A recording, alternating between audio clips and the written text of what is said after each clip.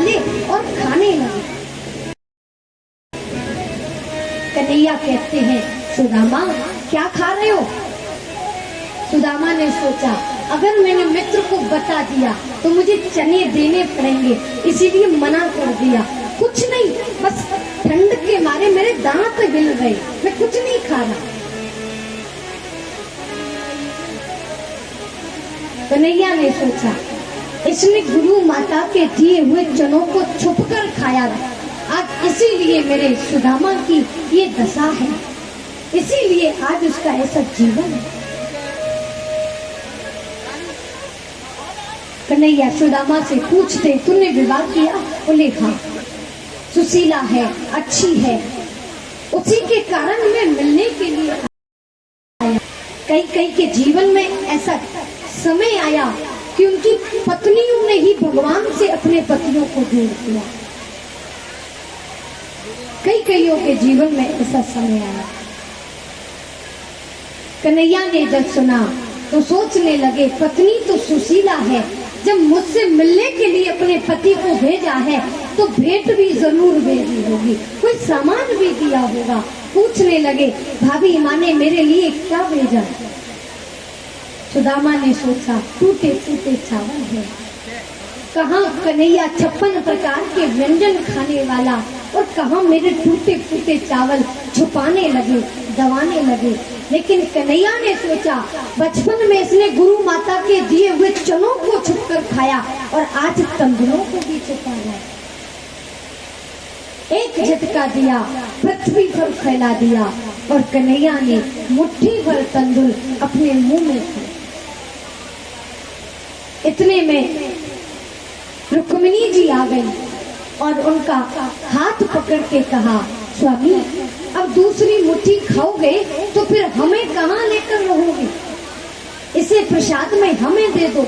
तो सारी रानियों ने प्रसाद रूप में तंदुरों को प्राप्त किया। दोनों में बातें हुई, खूब आनंद आया। सुदामा जी ने सोचा, मैं तो यहाँ खा पी करके आराम से रह रहा हूँ, लेकिन मेरी पत्नी सुशीला मेरी राह देखती होगी, अब मुझे चलना चाहिए। सुदामा जी जब चलने लगे, कन्हैया ने कहा, सुदामा ये मेरी धोती तो उतारता जा। सुदामा ने सोचा, अगर मुझे पता होता कि कन्हैया अपनी धोती ले लेगा तो मैं कल अपनी धोती धो लेता। सोचने लगे, कोई बात नहीं, फटी सी धोती दे दी। सोचने लगे, कुंडल पहन के जाऊंगा, पर कन्हैया ने उन्हें भी उतरवा लिया। कुंडल तो देते जा, उन्हें भी उतरवा लिया। सुदामा जी महाराज जाने लगे तो कन्हैया कहते, मेरी भाभी माँ को प्रणाम देना। एक पतिव्रता नारी को परमात्मा भी वंदन करते। पतिव्रता नारी सबसे महान बताई गई, क्योंकि जो वस्तु कभी माँ यशोदा कन्हैया को खिलाया करती थी, आज वही वस्तु सुशीला ने भेजी तो बड़ा आनंद हुआ और माँ यशोदा की याद आई। सुदामा जी जाने लगे, अंतिम द्वार तक कन्हैया छोड़कर आए। जैसे ही सुदामा जी बाहर निकले तो द्वारिकावासी खड़े थे। सुदामा जी को देखकर जय जयकार लगाते, सुदामा जी महाराज की जय हो, सुदामा जी महाराज की जय। आज तक द्वारिका नगरी के द्वार पर जो कोई आया वो खूब धन माल लेकर के गया, आज तक कहीं मांगने नहीं गया। लेकिन पहली बार ऐसा व्यक्ति आया है कि जिस फटी धोती में आया उसी फटी धोती में जा रहा है। सुदामा जी महाराज की आंखें नम हो गई, अश्रु जल बहने लगा। वाह कन्हैया, अगर मैं तेरी धोती पहन आता तो ये द्वारिकावासी यही कहते कि धोती लेने आया हो। हमने बाहर इससे कहा था तब तो मना कर दिया, लेकिन अंदर कन्हैया के हाथों से धोती लेके आया। लेकिन मुझे नहीं पता धोती के बदले मुझे इतना बड़ा यश दे देगा। धन्य है तेरे लिए, तेरे जैसा मित्र मुझे मिल गया और मुझे कुछ नहीं चाहिए। सुदामा जी बार बार उनकी लीलाओं का ध्यान करते हुए अपनी सुदामापुरी आई। उन्होंने देखा कि यहाँ मेरी एक टूटी सी झोपड़ी बनी थी, वो कहाँ है? या तो बड़े बड़े महल बने। सोचने लगे मैं पुनः द्वारका तो नहीं आ गया। लोगों से पूछा, भैया क्या यही सुदामापुरी है? लोगों ने कहा हाँ, यही सुदामा की नगरी है। सुदामा ने सोचा कहीं रेस्टोरेंट लिखा है, कहीं सुदामा विश्वविद्यालय लिखा है। सुदामा जी ने सोचा मेरे पास तो खाने तक की व्यवस्था नहीं है, हो गया होगा कोई सुदामा। इतने में सुशीला ने देखा मेरे पति आ गए। पतिव्रता नारी का लक्षण होता है जब उसका पति कहीं विदेश जाए, कहीं बाहर जाए, तो वो कभी अपना श्रृंगार नहीं बनाती, और जब उसका पति आ जाए तो वो श्रृंगार करके अपने पति के समक्ष आती है। एक पतिव्रता नारी का श्रृंगार उसके पति के लिए होता है, संसारियों के लिए नहीं होता। सुशीला ने देखा मेरे पति आए, जल्दी से महलों में गई, 16 श्रृंगार बनाकर आरती की थाली लेकर सुदामा की आरती करने लगी। सुदामा जी कहते ये कौन माया है, दूर हटो दूर हटो। तो सुशीला ने कहा स्वामी मैं माया नहीं, आपकी पत्नी हूँ, सुशीला कौमुदी। सुदामा जी बड़े आश्चर्य से देखते, हमारे पास इतना श्रृंगार, ऐसी सज धज के आई हो, भारी सुशीला, दो चुटीला है? किसी समय तो एक भी नहीं था, अब दो दो पड़े, कौन दे गया ये सब? तो सुशीला बोली स्वामी अंदर आपके मुनि जी थे। सुदामा ने सोचा खाने तक की व्यवस्था नहीं, मुनि कौन हो गए मेरे? अंदर आई, देखा कन्हैया बैठे, आराम से चश्मा लगाकर बैठे कृष्ण। सुदामा ने देखा वाह कन्हैया, तुम मुझसे पहले यहाँ आकर बैठे हैं। कन्हैया ने कहा आओ सुदामा, बड़ी दूर से आए हो, आराम करो। सुदामा जी बोले अरे कन्हैया तू मुझसे पहले यहाँ आकर के बैठ गया और मुझे बताया भी नहीं। अगर मुझे अपने रथ में बिठा लाता तो क्या तेरे रथ के पहिए घस जाते? कन्हैया कहते हैं सुदामा अगर मैं तुम्हें अपने रथ में बिठा लाता तो मेरे पहिए तो नहीं घिसते, पर हाँ ये धरती माँ मुझे जीने नहीं देती, मुझे जीने नहीं देती, क्योंकि तुम जैसे पवित्र निष्ठावान और सदाचारी ब्राह्मणों की इस पृथ्वी को जरूरत है, तुम जैसे पवित्र संतों की इस पृथ्वी को जरूरत है। अगर पवित्र चरणों को धरती माँ के वक्ष स्थल से मैं दूर कर देता तो धरती माँ मुझे बार बार कोसती, इसीलिए तुम्हें रथ में बिठा कर नहीं लाया सुदामा। सुदामा ने कहा कन्हैया तूने मुझे इतना बड़ा ऐश्वर्य दिया और तूने मुझे बताया भी नहीं। मैं रास्ते पर सोचता चला आ रहा था कि कन्हैया ने मुझसे धोती भी उतरवा ली, लेकिन जब मैं बाहर आया तो तूने मुझे इतना बड़ा यश दिया और यहाँ मुझे सब कुछ दिया। ए ठाकुर तेरे जैसा दयावान और कौन हो सकता? संसार के लिए तूने मुझे बैरागी बना दिया और यहाँ मेरे लिए तूने कोई कमी नहीं छोड़ी, सारा द्वारका का ऐश्वर्य तूने मेरे लिए भेज दिया। मित्र हो तो तेरे जैसे, लेकिन कन्हैया मुझे इस सब की जरूरत नहीं, बस तेरा प्रेम ही मेरे लिए काफी है। रुक्मिणी जी ने समग्र ऐश्वर्य दिया।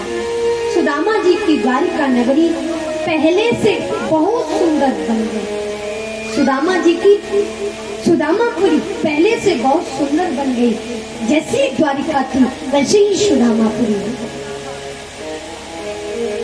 आज सुदामा अपने जीवन में पहली बार मखमल के तकिए को गद्दे पर सोए तो सुबह 8 बजे जाकर सुदामा जी की निद्रा टूटी। अपनी पत्नी को साथ लिया, महलों से बाहर आकर प्रभु से कहा, हे हरि, मुझे ये ऐश्वर्य नहीं चाहिए, क्योंकि जहां रहकर मैं तुम्हें भूल जाऊं वो सुख मुझे नहीं चाहिए। काम तहाँ राम नहीं, जहां राम नहीं कहाँ, तुलसी का बहु न रह सके, रवि रजनी एक ठाम। जहाँ भक्ति होती है वहाँ विकार आ नहीं सकते, और जहाँ विकारों ने अपना डेरा बना रखा है वहाँ भक्ति कभी प्रवेश नहीं करता। प्रेम गली अतिसा करी, दामे दो न समान। एक ही रह सकता है, एक म्यान में दो तलवार नहीं रह सकती। लेकिन मनुष्य कब सुधरता है? जब उसको अपने जीवन में एक झटका सा लगता है, जब उसके पास समग्र ऐश्वर्य हो, खूब सुख हो, धन हो, दौलत हो, परिवार हो, तो वो नहीं समझता, न मानता। लेकिन कब मानता? जब उसे उसके जीवन में एक झटका सा लगता है, धक्का सा लगता है। कैसे? जैसे बाबा तुलसीदास, उनकी जीवन कथा। कोई नहीं था, अकेले थे, कभी परिवार वालों का प्यार मिला नहीं, परिवार वालों को देखा नहीं। आज जब उनका विवाह हुआ तो उनकी पत्नी उन्हें बड़ा प्रेम करती, बड़ी सेवा करती, बड़ी पूजा करती, भजन पूजा पाठ भी करती।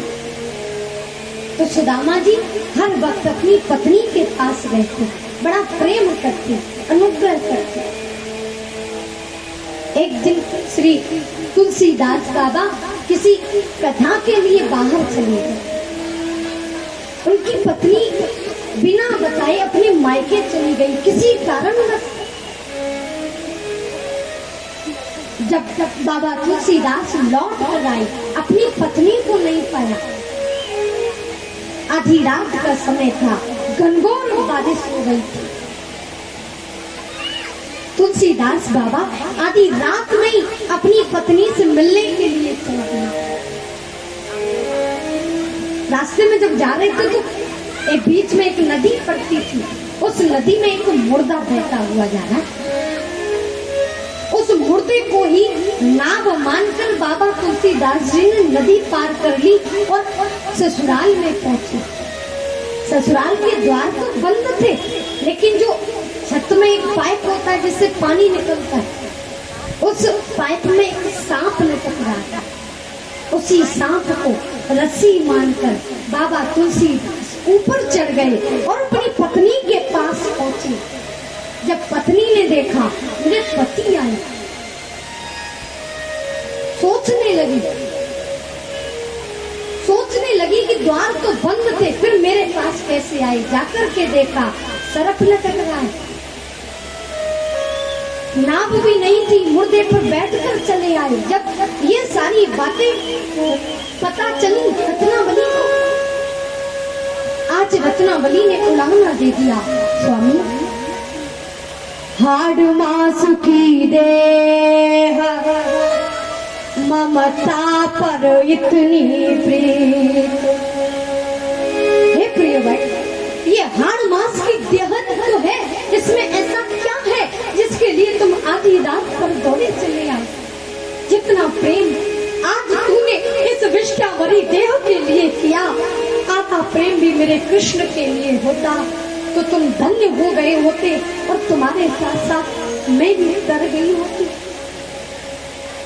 हाड़ मास की देह ममता पर इतनी प्रीत, तिषुयादि जो राम प्रति अवश्य मिटई भवभीत। आधा प्रेम भी राम के लिए होता तो आपका कल्याण हो गया होता। इस शरीर में ऐसा है ही क्या? केवल हाड़ रक्त मांस और खून की नदियां हैं।